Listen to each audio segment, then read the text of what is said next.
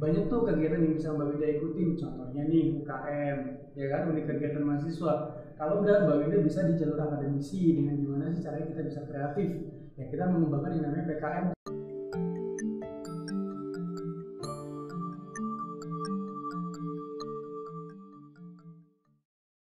Halo, assalamualaikum warahmatullahi wabarakatuh. Selamat datang di podcast UNES masih dalam spesial PPAK 2020.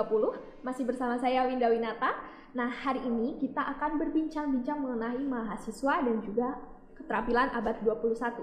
Nah, hari ini ada narasumber spesial nih. Ada Duta UNES, ada Mas Faisal dan juga Mbak Sari. Selamat datang di podcast UNES. Halo Sobat UNES. Ya, nah boleh perkenalan dulu dari Mas Faisal mungkin? Oke, perkenalkan nama saya Faisal Aditya Bagaskara. Saya merupakan Duta UNES tahun 2018-2020. Baik, perkenalkan nama saya Sari Fitri, saya dari Duta UNES 2018 hingga 2020.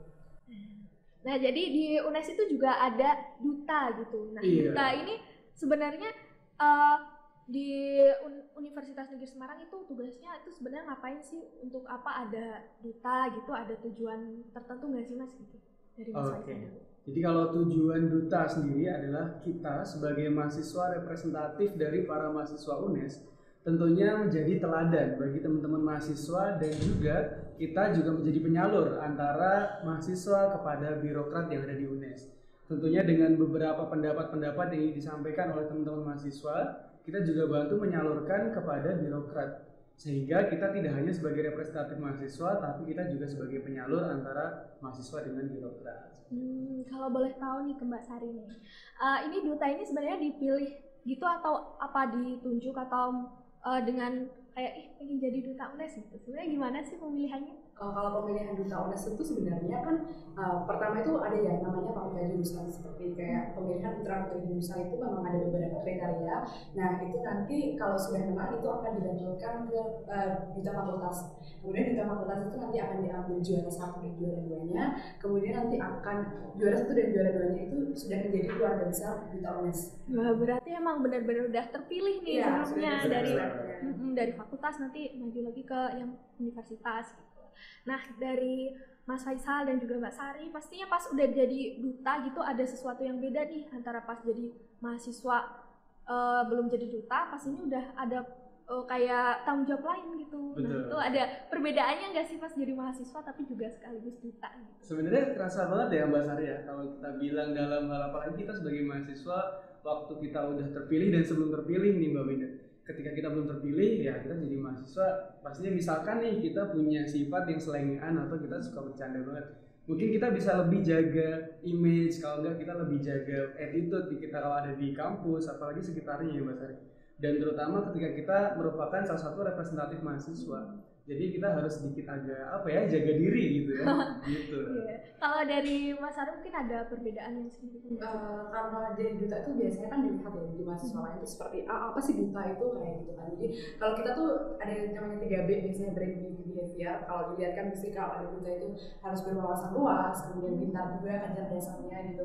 Kalau behavior itu kan dilihatnya dari attitude kita, sopan santun, kemudian taat aturan kampus dan sebagainya, itu kita dilihat sebagai contoh dan perwakilan mahasiswa gitu kan. Kemudian beauty itu ya kita dilihat rapi, kemudian tampil menarik seperti itu sih. Biasanya kan kita sebagai mahasiswa kan juga harus bisa membawakan diri di lingkungan kita gitu. Berarti emang harus memenuhi tersebut ya kalau pas kita udah jadi duta kayak bener-bener jaga diri, jaga diri biar nggak selewengan atau apa gitu. Nah, Betul. pastinya jadi pas jadi duta ini ada kayak mungkin kayak keuntungan atau kemudahan yang diperoleh pas udah jadi duta gitu. Wah itu pasti banget sih Mbak Winda. Ya Mbak Sari ya. Apalagi kita rasakan kan kita sering banget yang namanya berpapasan langsung dengan para birokrat ketika kita mau mengurus surat, ketika kita mau mengurus KKN ataupun kegiatan akademisi kita gitu loh nantinya. Jadi ketika kita udah punya relasi dengan para birokrat itu akan lebih mudah Mbak Winda. Apalagi nih biasanya kita udah sering main ke fakultas itu kan ada yang namanya dekanat. Kalau di UNIF kita ada yang namanya rektorat. Nah kita sering ke sana pasti kita juga udah kenal tuh sama orang-orangnya. Nah jadi bakal lebih gampang banget lah kalau mengurus yang namanya kegiatan akademisi.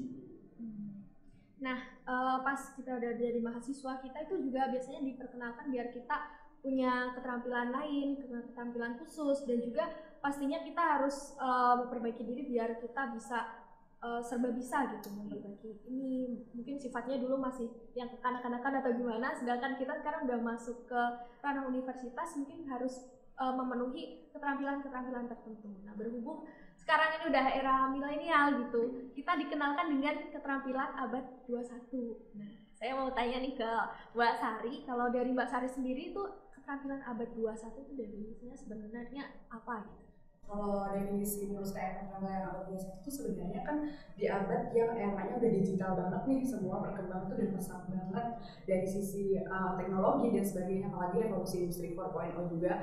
Nah, kalau keterampilan apa sih yang harus dipunyai di abad 21 itu kan disebutnya seperti 4C ya, kreatif, collaboration, communication skill, dan juga critical thinking. Jadi itu sih yang harus dimiliki kepada abad 21 ini, keterampilan yang harus dimiliki. Nah, kalau ada hubungannya sama mahasiswa nih, berarti pas udah jadi mahasiswa itu harus juga memiliki keterampilan kayak gitu. Nah, untuk beradaptasi atau biar kita terbiasa punya 4 itu kriteria, kira-kira ada kiat-kiatnya nggak sih kalau dari Mas Faisal?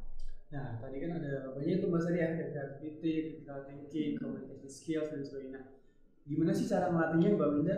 Nah, kalau kita melihat dari segi lingkungan yang ada di UNES gitu ya, terutama mahasiswa, banyak tuh kegiatan yang bisa Mbak Winda ikutin, contohnya nih UKM, ya kan, unit kegiatan mahasiswa. Kalau enggak, Mbak Winda bisa di jalur akademisi dengan gimana sih caranya kita bisa kreatif. Ya, kita mengembangkan yang namanya PKM tuh, Pekan Kreativitas Mahasiswa, di mana teman-teman bisa melakukan eksperiensi atau mereka ingin meneliti sesuatu, kita bisa salurkan lewat situ. Nah, sebenarnya tinggal kita aja yang ingin menyalurkannya seperti apa. Dengan lingkungan mahasiswa, tentunya pasti banyak cara-cara yang bisa kita pakai untuk kita bisa meningkatkan kemampuan porsi tadi. Jadi juga biar kita terbiasa, kita bisa ikut kayak UKM atau mungkin biar meningkatkan kreativitas, nanti kita bisa terjun ke yang kayak PKM. Gitu. Nah, berhubung saya di sini bareng Duta nih, saya ingin tahu kira-kira kalau dari Mas Faisal dan juga Mbak Sari, itu apa sih yang ingin disampaikan ke Abinaya Muda Konservasi mengenai UNES gitu?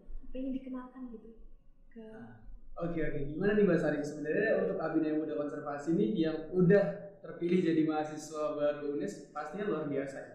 Dan perasaan bangganya pasti melekat pada diri mahasiswa. Terutama kita kalau lihat UNES salah satu universitas terfavorit SBMPTN di tahun 2020. Dan juga fasilitas-fasilitas yang UNES punya pun juga sangat memadai. Dan fakultasnya udah berakreditasi A, banyak sekali prodi yang udah akreditasi A. Dan juga kita kalau lihat fasilitas yang dipunyai UNES ini banyak banget dasar ya. Nah, contohnya misalkan nih kita juga punya gelanggang olahraga di Fakultas Ilmu Olahragaan, ada juga kolam renang, ya kan, ada juga lapangan bola, lapangan tenis, banyak banget Mbak Wida. Jadi kalau misalkan kita lihat UNES ini untuk sebagai sebuah universitas itu sangat-sangat memadai dan bagus banget, cocok untuk para Abinaya Muda Konservasi untuk meningkatkan keterampilan. Dari Mbak Sari mungkin ada kalau dari saya sendiri itu sebenarnya UNES itu kan kampus yang identik terkenal konservasinya ya. Jadi kita tuh memang dilatih untuk mencintai, merawat, dan yang mencintai lingkungan kita. Sebagaimana di UNES itu juga diterapkan sosial paperless, kemudian ada juga yang beberapa fasilitas yang seperti menanam pohon itu juga kita dilatih untuk mencintai lingkungan kita gitu kan. Jadi di UNES itu kalian bisa merasakan hal-hal yang sesuai dengan visinya, yaitu berkonservasi dan juga berwawasan internasional, berintegrasi internasional. Di situ juga banyak tempat untuk mengembangkan prestasi kalian, baik di kancah nasional maupun internasional. Banyak fasilitas seperti kalau di ekonomi sendiri seperti kayak fakultas ekonomi itu ada juga yang galeri investasi, kemudian kalau di hukum itu ada beberapa UKM-UKM yang mendukung untuk itu gitu kan. Jadi banyak sekali wadah untuk mengembangkan minat bakat kita, potensi baik akademik maupun akademik. Nah, boleh dong kasih semangat buat Sobat UNES khususnya Abinaya Muda Konservasi biar makin semangat nih nanti buat kuliah ke depannya. Wah, kalau semangat nih pokoknya buat para mahasiswa baru, silahkan buat diri kalian senyaman mungkin di sebuah situasi yang baru. Dan jangan lupa untuk selalu punya keinginan, selalu mengembangkan diri, jangan pernah untuk merasa cukup, selalu belajar, ikuti semua kegiatan yang kalian bisa dan yang kalian mau. Pokoknya selalu untuk berkembang dan berproses bersama di Universitas Negeri Semarang. Kalau dari Mbak Sari nih, nyemangatin adik-adik ini. Ya, kalau bagian Mbak Arina yang muda konservasi ini dinikmati saja proses masuk gitu ya. Kita kan belajar untuk mendewasakan diri, mengembangkan diri lebih baik. Jadi apalagi di tengah COVID ini ya, pandemi ini, jadi banyak hal yang perlu kalian coba baru gitu kan. Jadi kalian perlu belajar dan nikmati saja prosesnya, dan ketika nanti menjadi mahasiswa juga semangat dan tetap namanya kita kuliah kan tujuan awal untuk pembelajaran kita gitu. Jadi untuk mengembangkan diri lebih baik itu faktor semangat itu penting banget sih. Jadi selamat datang di Unnes. Terima kasih buat Mas Faisal dan juga Mbak Sari udah main ke podcast UNES nih. Jadi mungkin kedepannya kita bisa berbincang-bincang lagi, tapi dari kesempatan kali ini ya. Tapi makasih banget nih udah mampir di podcast UNES, dan pastinya semangat buat kalian, dan jangan lupa saksikan terus podcast UNES karena di selanjutnya akan ada episode yang menarik juga nih. Jadi sekian dari kami, wassalamualaikum warahmatullahi wabarakatuh, sampai jumpa.